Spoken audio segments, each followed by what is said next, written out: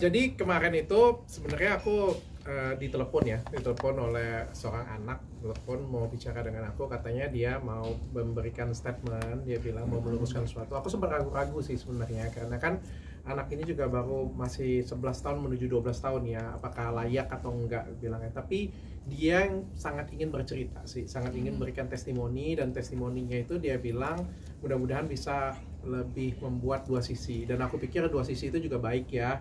Makanya aku aku bilang nanti malam aku akan sempatkan waktu jam 8 malam kita akan bicara Zoom. Aku bilang kan, apakah ada papa? Aku bilang ada papa di situ, tapi aku pengen ngobrol dengan kamu aja. Aku bilang yang penting tanpa ada paksaan. Jadi memang itu maunya dia.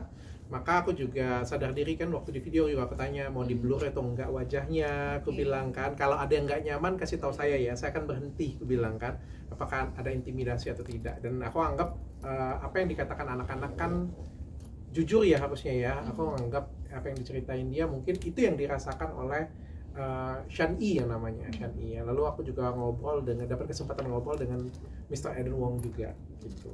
Ngobrolin apa kalau Kan ditanya, aku juga berkesempatan tanya untuk apakah Tisha Erni itu benar-benar mistressnya, apakah memang ada perselingkuhan di sana.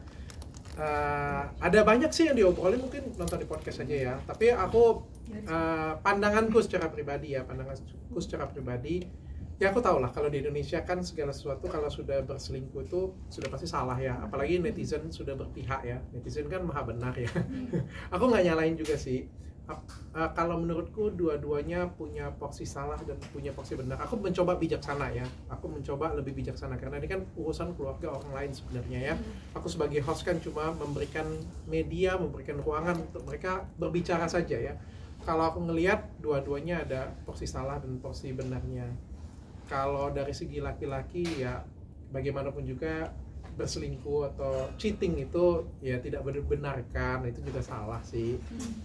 Tapi di satu sisi juga mungkin sang istrinya juga stres atau apa, kan kita nggak tahu ya seberapa dalam dia terlukanya sehingga dia mabuk atau apa, karena kan memang habit di Korea kan rata-rata minum kan, dan pukul anak atau scolding anak atau melakukan sesuatu ke anak ya.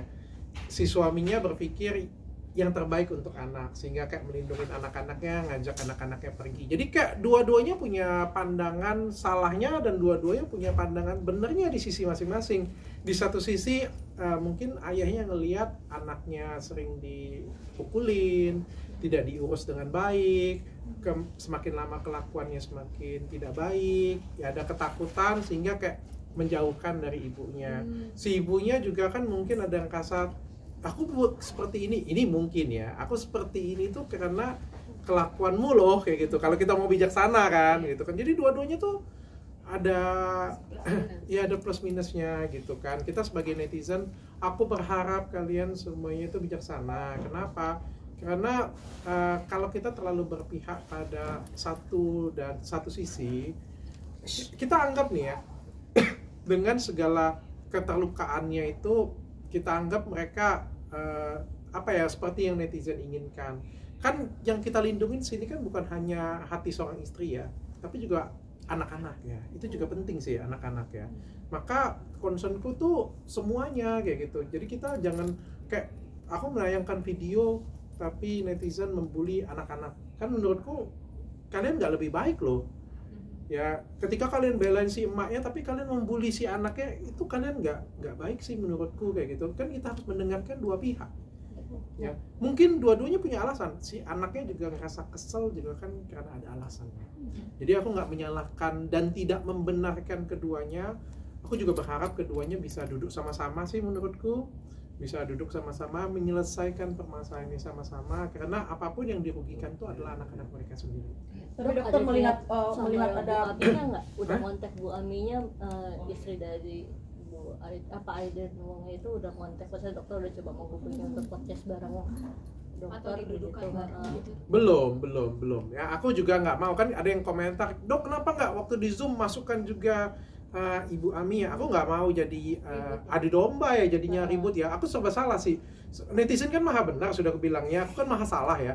Jadi kalau cuma ditayangkan anaknya, dan bayangkan ya kalau aku tayangkan Eden Wongnya nanti katanya memihak. Kalau aku menayangkan anaknya dan Eden Wongnya, ada yang bilang kok dikasih panggung anak-anak. Salah semua. Aku masukkan Emiya di situ, katanya adu domba. Jadi kayak ketika netizen sudah berpihak pada sesuatu hal, kayak sudah susah dilawan kalau di Indonesia. Balik lagi aku menghimbau kalian semuanya untuk kita ngelihat deh dua sisi ini sama-sama kayak gitu punya. Toh mereka bercerai, mereka balik lagi, mereka keluarganya anak ikut siapa, kita tuh nggak diuntungkan sama sekali loh.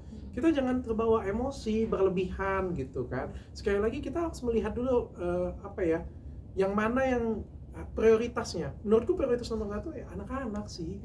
Kan kalian pengennya anak-anak dong. Kesian anak-anak yang bayi tidak disusui ibunya. Tapi kalau misalnya sampai ke tangan mana dan ujung-ujungnya lebih terlantar kan juga nggak lebih baik dong. Karena tujuan kita itu bukan ada di 1-2 orang, tapi anak itu dirawat dengan baik. Tujuan kita kan ada di sana gitu kan. Makanya kayak aku justru pengen, dan ketika kalian memihak sesuatu itu nggak akan menyelesaikan masalah mereka berdua sih menurutku. Jadi saranku untuk mereka berdua ya juga duduklah sama-sama, selesaikan sama-sama. Kalau memang bercerai silakan bercerai di court dan putuskan anak-anak yang terbaik bagaimana. Tapi dokter sendiri ngeliat ada kejanggalan nggak sih antara treatment dari anaknya dan juga sang ibu gitu? Sejujurnya aku tidak ya, karena yang aku sendiri ya kan, sekali lagi aku bilang netizen ini suka seuzon ya, bisa jadi apa yang dikatakan netizen juga benar, bisa jadi ya. Jadi anak-anaknya baca skrip ya, menurutku selagi aku lihat kamera kayak ini juga aku nggak pernah satu kamera ya, kita kan ngelihatnya memang kanan kiri, dan kalau di zoom itu juga kita nggak pernah lihat kayak gini ke kamera ya, selalu mata kita memang kemana ke situ ya. Aku berpositif thinking sih, aku tidak mau seuzon sih, karena kan anaknya yang menghubungin aku dan anaknya sendiri yang pengen ngomong, dan pertanyaan aku juga bukan pertanyaan yang scripted kayak gitu. Jadi dan aku bisa merubah kapanpun pertanyaanku kan, jadi beliau menjawab dengan baik, bahkan ya menurutku ya, paling enggak itu yang dirasakan anaknya, paling enggak ya, apa yang dirasakan anaknya itu. Tapi kenapa mamanya seperti itu, kan ada penyebabnya juga. Aku nggak membenarkan juga nih, aku nggak benarin juga bahwa si emaknya ini benar kayak gitu, emaknya pasti benar.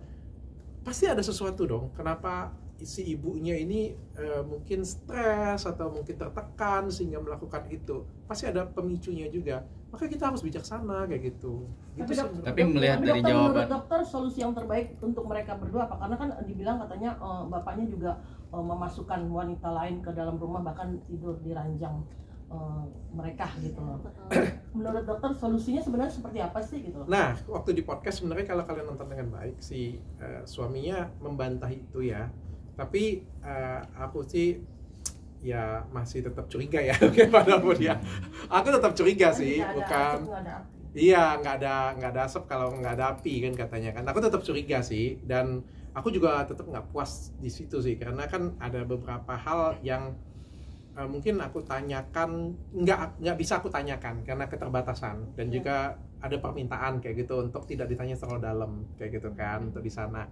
Tapi kan sebagai host aku juga harus menghargai ya, bukan hanya ke Eden sih, ke semuanya, ke Ibu Ami juga ada yang dipotong kok, bagian-bagian tertentu dipotong kayak gitu punya kan. Tentu kalau misalnya orang narasumbernya tidak nyaman ini tayangkan kan nggak boleh dong kita menayangkan gitu kan, nggak boleh kita tanya lebih dalam juga.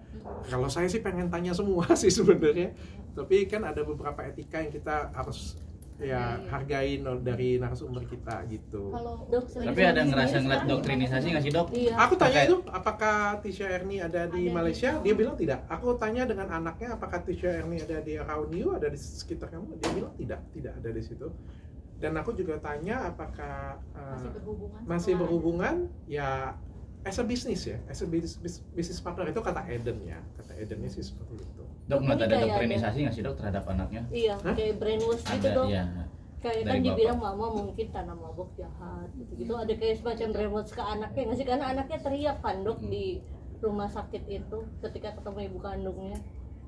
Ini pendapatku pribadi ya. Iya. Pendapatku pribadi memang kan anak-anak usia seperti itu mudah untuk dipengaruhi ya. Tapi kan bukan artinya kalau mudah dipengaruhi dipukulnya jadi salah.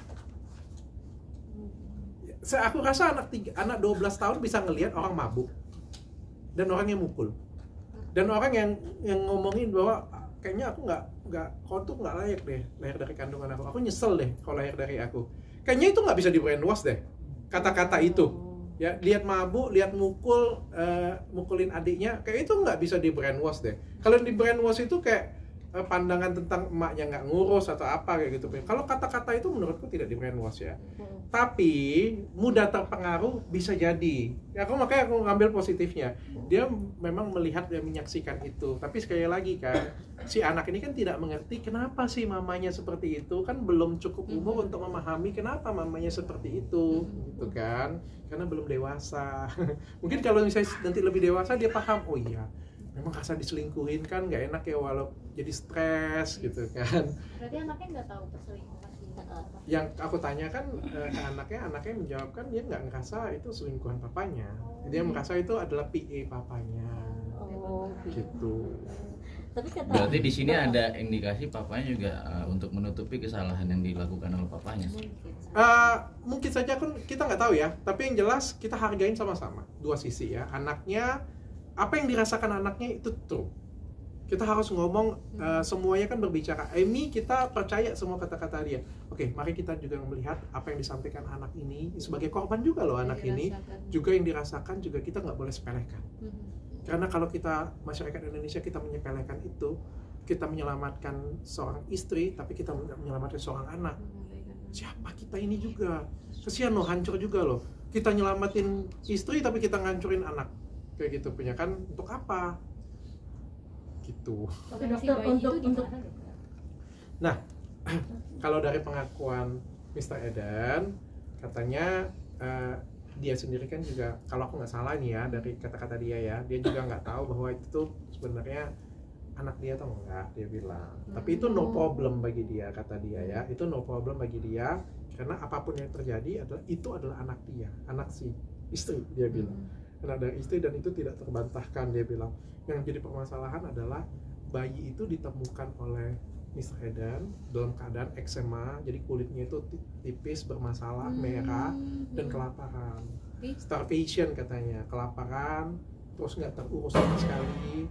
Maka Mr. Eden Wong mengambil inisiatif untuk mengambil dan ngurus gitu. Tunggu di mana ya? Itu dari cerita podcast dia, pokoknya diambil kayak gitu sehingga diurus supaya jadi lebih baik. Karena kayak nyambung nih ceritanya nih dari si Shanti anaknya nih, bahwa kan ibunya mabuk-mabuk dan lain sebagainya, mungkin kecewa kayak tadi Su bilang ya, ada reaksi kecewa, ada reaksi apa, nggak ngurusin anak, salah satunya ke si bayi tadi. Kalau dari cerita mereka ya itu. Berarti bukan lahir dari rahimnya sih Ini. Amy dong. Makanya si suaminya bilang kan, apapun yang terjadi, mau itu anakku bukan anakku, tapi kan itu lahir dari rahimmu. Harusnya kau ngurusin anak itu dengan baik gitu. Tapi kan mungkin lagi tersakiti, namanya juga wanita lagi tersakiti. yang ngurus yang ngurus Aku tanya, apakah kamu nggak mau tes DNA? Jadi suaminya juga jawab kan, katanya nggak usah, dia bilang nggak perlu. Anak-anakku sayang dengan adiknya, dia bilang. Anakku yang pertama, kedua, ketiga tersenyum, sayang banget dengan adiknya ini. Dia bilang mau itu anakku atau bukan anakku sama aja, aku akan urus semuanya katanya. Tapi dokter percaya nggak sih dengan omongan pria ini? Saya tidak percaya saya nggak mudah percaya dengan omongan dewasa ya, baik sang suami ataupun juga sang istri ya. Saya sudah terbiasa untuk seperti itu, tapi saya lebih percaya dengan omongan anak-anak ya, karena kita selalu ngomong bahwa anak-anak itu nggak berbohong ya. Tapi sekali lagi bukan artinya apa yang Syang I katakan itu 100% benar ya, karena kita kan cuma tahu apa yang dirasakan. Tapi ada alasan kenapa seperti itu, mungkin dia belum nyampe ke situ kebijaksanaan ya. Makanya sekali lagi saya ngajak netizen Indonesia udah stop. Kadang-kadang netizen Indonesia ini suka berlebihan, memuja berlebihan, membenci juga berlebihan. Ingat apa yang kita lakukan, kalau kita salah kita bisa mencelakakan orang lain. Kalau kita benar kita dapat pahala dari Tuhan ya.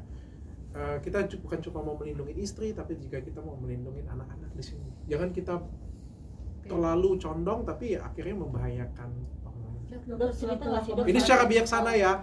Aku tidak berpihak pada siapapun. Sekali lagi aku ngomong ya, aku tidak dibayar oleh siapapun dan aku bukan pengacara siapapun di sini. Tapi kalau dokter ada nggak bakal rujuk nggak dok?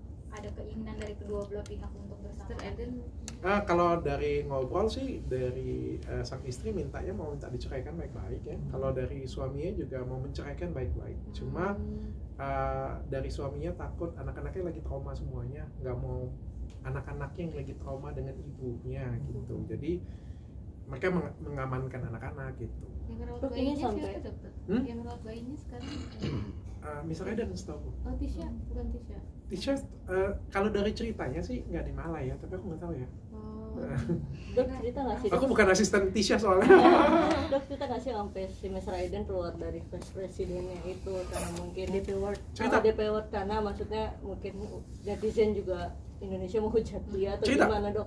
Jadi dia cerita bahwa dia dipecat ya, bukan mengundurkan diri ya. dipecat. Dia dipecat. Iya, dia dipecat. Dia dipecat. Dia bilang, tapi nggak ada masalah. Dia bilang karena yang aku harus lindungin anak-anaknya. Jadi di sini juga yang aku nilai ya, adalah Mr. Eden-nya juga ada hal yang positif, di mana yang dia pengen lakukan adalah melindungi anak-anaknya, mental anak-anaknya. Tapi ada salahnya juga menurutku. Salahnya adalah ya berselingkuh, Wak. Di Indonesia pokoknya kalau selingkuh salah pasti kan Tapi gitu. dipecatnya cuma gara-gara ini doang kan ya dok? Ya image lah. Masyarakat Indonesia, netizen Indonesia kan kalian luar biasa kalau sudah lagi kerja. Kalian luar biasa kalau lagi kerja ya. Semua dunia bergetar kalau kalian bekerja. Nah kalau Tisha dan Nia sendiri dokter udah menghubungi untuk podcast bareng juga atau mau gimana dok? Ya aku juga sudah tanya juga untuk kesempatan untuk podcast dengan Tisha ini juga ya. Tapi belum ini, dan aku pengen fokus ke Ramadan. Aku sudah ngomong dengan Mr. Eden. Mr. Eden kalau mau naik, aku bilang cuma bisa kemarin, aku bilang. Karena per hari ini aku 30 hari acara Ramadan full semuanya, aku bilang. Jadi aku nggak ngurus dunia persilatan lagi kayaknya. Mau dunia pergosipan nggak, aku mengosongkan diri, mensucikan hati untuk acara Ramadan aja. Tapi dokter Tisha sendiri sempat ngobrol Nggak sempat. Aku banyak bertanya, tapi off the record dengan Mr. Eden. Tapi sebagai dokter melihat bayi dipisahkan sama ibu yang masih ASI itu Tidak boleh ya. Kita nggak Apapun boleh itu memisahkan seorang anak bayi yang masih kecil yang harusnya ASI dengan ibunya. Tapi kita juga harus melihat satu sisi lain juga. Kalau misalnya ibunya, mohon maaf ya, ibunya menyakiti, ada satu statement yang Shang Yi katakan yang menurut saya bagus ya. Dia sampai melakukan self harm. Anak-anak kalau sudah melakukan self harm, kan ini juga berbahaya ya. Dan aku pikir nggak gampang loh kita mencuci otak anak umur 12 tahun, nanti ngomong ya depan kamera ya, kamu tuh sampai sayat-sayat tangan kamu loh, kamu ngomong ya sampai ini. Menurutku juga nggak mudah ya untuk menggiring anak 12 tahun, apalagi itu tuh ibunya juga, bukan tetangga kayak gitu. Makanya aku pengen nyadarin netizen juga, sadar, sadar juga kayak gitu. Boleh belain istri yang tersakit itu, boleh dibelain. Aku juga senang, aku juga belain kok. Dan apa yang dilakukan oleh suami yang berselingkuh itu juga salah. Tapi ya kita juga harus memperhatikan mental anak. Dokter, itu kalau yang Eden Wong itu cerita nggak sih perubahan yang terjadi sama istrinya dari mabuk-mabukan gitu dari kapan gitu ceritanya? Dia baru tahu di bulan Oktober kalau dari cerita dia. Jadi kalau dari cerita dia, dari cerita Chan Yi dulu, anaknya dia ngomong bahwa katanya kalau misalnya ada papa, mamanya baik, nggak mabuk, nggak minum, ngerawat dia gitu. Tapi kalau misalnya nggak ada papanya, mulai tuh mabuk, dateng kayak gitu, mukulin anak-anak. Pas lagi tidur jam 9 malam masuk ke kamar, bongkar barang semuanya, ngelempar, bribing, dia bilang eskul. Ya, aku juga nggak mungkin dong kita ngomong bohong ini anak cuci otak. Kalau misalnya memang iya, kita ikut dosa loh. Kalau misalnya memang iya seperti itu dan kita ikut dosa, dan apa ikut siapa nih jadi bagusnya? Ingat loh, apa yang kita ketik, apa yang kita komentar itu tuh kadang-kadang bisa menentukan hajat hidup orang. Berarti Jadi kalau bisa dibilang anaknya ini diancam untuk diam saat ada bapaknya datang, jadi si ibunya ada ancaman gitu ke anaknya, dokter? katanya sih seperti itu. Itu cerita dari anaknya ya. Aku nggak membela siapapun, sekali lagi. Aku coba menarik kesimpulan kedua-duanya. Tapi apa sampai membawa pengawalan begitu dok, seperti yang di video saat ibunya pengen ketemu anaknya? Wah, itu aku no comment ya. Karena kan ini konflik menurutku bukan cuma satu garis kayak gini ya. Tapi ini sudah satu putaran yang luar biasa. Perselingkuhan yang menurutku kalau benar ini perselingkuhan, menurutku ini bukan perselingkuhan yang pertama kali. Ini sudah, karena aku ngelihat sang istri itu ada kesakitan yang mendalam ya, bukan kesakitan biasa sih. Karena aku sudah sering banget ketemu dengan wanita yang diselingkuhi, jadi ya terlatih aku sih. Jadi menurutku ini ya bukan sakit yang baru ya, tapi sakit yang lama ya. Kalau menurutku ya, sekali lagi aku ngomong ya, aku nggak ngeblame sih. Lalu alasannya sih dari suaminya. Jadi ini nih jadi maksudnya jadi omongan juga ngebela ibunya gitu. Terus ibunya maunya pengacaranya hanya Bang Hotman. Lah, aku yang pertama kali ngasih tahu ibunya itu aku malah ya. Malah aku yang kasih tahu ibunya pertama kali. Ibu sudah tahu belum? Aku bilang sang istri ya, mau pengacara dari pihak suaminya Bang Hotman Paris, aku bilang. Karena ada di grup kan, satu di grup kan. Aku bilang, ibunya nangis, dia nangis, terus dia bilang ya nangis lah, intinya dia nangis. Dia bilang Bang Hotman kan pengacara yang nggak pernah kalah, dia bilang sedih, dia nangis gitu. Terus aku ngomong ya nggak apa-apa bu, aku bilang kan ya yang penting kita memperjuangkan sesuatu yang benar, aku bilang kan lurus aja, berjuang saja, saya bilang seperti itu. Aku nggak ada komunikasi dengan Bang Hotman. Dokter, suaminya sempat mau mempertemukan nggak anaknya dengan istrinya, dengan Emil? Kalau sekarang yang aku dengar dari Mr. Eden adalah dia pengennya tenang dulu sih, keselamatan anak-anak dulu. Oke, dok, alasan dari Keselamatan lakinya. dokter, bentar.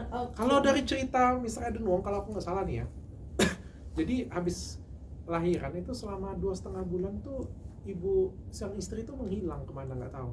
Terus dichat oleh suaminya, disuruh datang untuk urus perceraian kayak gitu, untuk bicara lah baik-baik kayak gitu punya.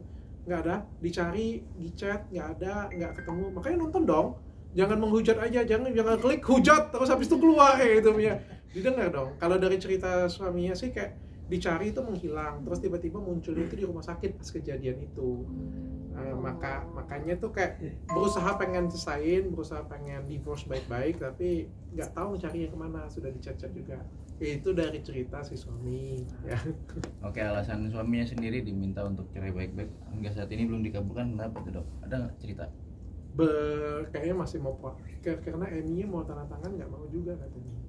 Kalau dari cerita di podcast ya. Tapi kan itu salah satu permintaan si Emi-nya juga kan untuk diceraikan secara baik-baik. Ya mungkin kan baru di podcast kan sebelum-sebelumnya kita nggak tahu.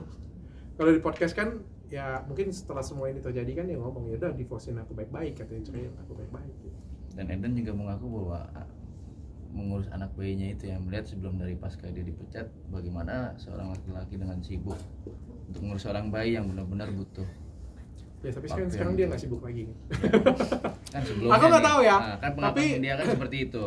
Karena kan Tapi seorang ibunya katanya sibuk atau gimana, mabuk, sedangkan dia kan juga punya kehidupan. sekali lagi aku bilang aku nggak percaya dengan orang dewasa ya, orang dewasa ini kan bisa berbohong ya. Makanya aku memilih untuk podcast pertama kali kan ketemu dengan anaknya, bukan bertemu dengan bapaknya.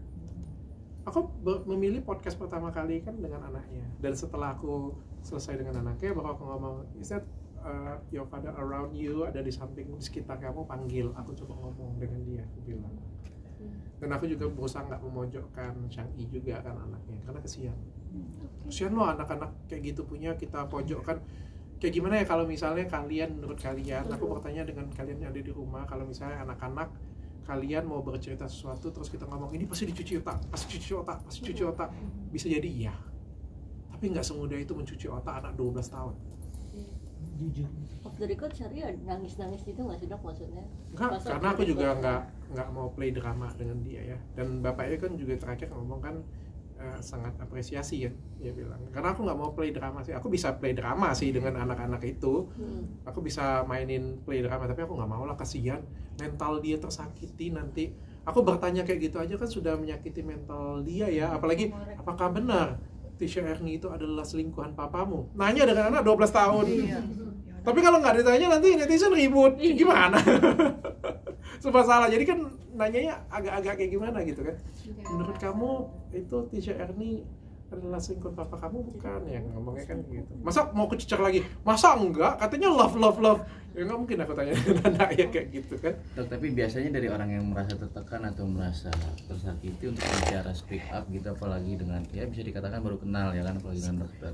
Anak, biar kata anak masih muda 12 tahun, segitu lancar ketika menjawab pertanyaan dokter. Anakku juga mampu kok berbicara seperti itu. Anak-anak zaman sekarang tuh pintar-pintar ya. 10 tahun, anakku 10 tahun mampu kok. Lebih mampu apa yang dia rasakan dia mampu menceritakan. 12 tahun lah sangat mampu, sangat capable. Menurutku agak sulit. Aku aja sulit sih mau merintah anakku untuk bikin konten kayak gitu yang nggak sesuai dengan kenyataan, itu agak sulit ngomong dengan dia. Nanti bilang aja Dedi lagi kayak gini bikin konten, nggak mau anakku mah. Jadi menurut dokter apa yang disampaikan sama anaknya ini memang pure kejujuran yang diungkapkan, jadi tanpa adanya ada brainwash segala macam menurut dokter. Yang aku rasakan, iya. yes, yang aku rasakan. Aku percaya anak-anak. Yang aku rasakan adalah semuanya benar. Tapi Sang anak benar, sang bapak benar, sang ibu benar. Tapi semuanya juga salah. Sang bapak juga salah, sang ibunya juga ada salah. Aku percaya dalam rumah tangga kita nggak bisa ngomong 100% istri yang salah, 100% suami yang salah. Kita harus bijaksana. Aku sudah terlalu banyak di 2023 kemarin bertemu dengan janda-janda glowing. Aku percaya sih semua teks kesalahan masing-masing gitu. Semua itu punya porsi kesalahan masing-masing. Cuma memang kesalahan yang paling besar itu adalah cheating memang. Di Indonesia kan nggak bisa memaafkan untuk perselingkuhan. Dok, ada niat Bu Ami jadi ambasador.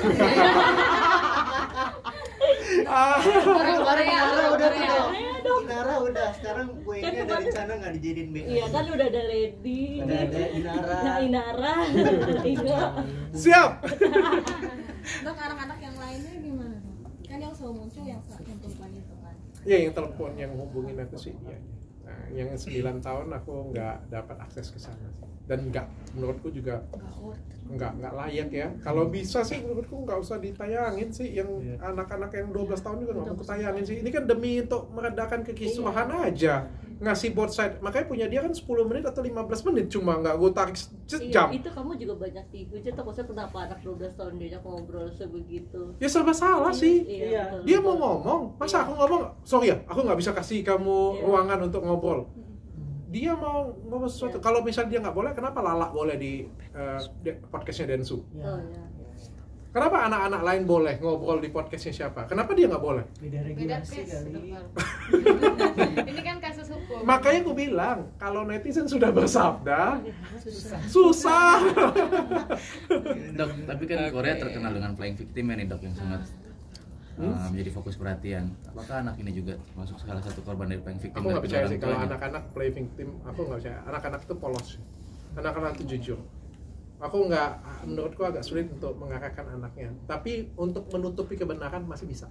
Kayak kalau bapak yang baik masih bisa ngomong, oh iya mamamu seperti itu karena aku juga yang salah, aku juga yang selingkuh, contohnya kayak gitu, punya dia tersakitin. Tentu kalau soal seperti ini kan nggak mungkin. Mama kenapa seperti ini ya? Iya, emaknya memang seperti ini. Mungkin ditambahin mungkin ya. Tapi tidak menghilangkan hal-hal yang abusive tadi ya, kekerasan, mabok. Lihat, pinter anak itu kok sekolahnya tinggi bukan di desa. Hmm. Oke. Sip. Oke.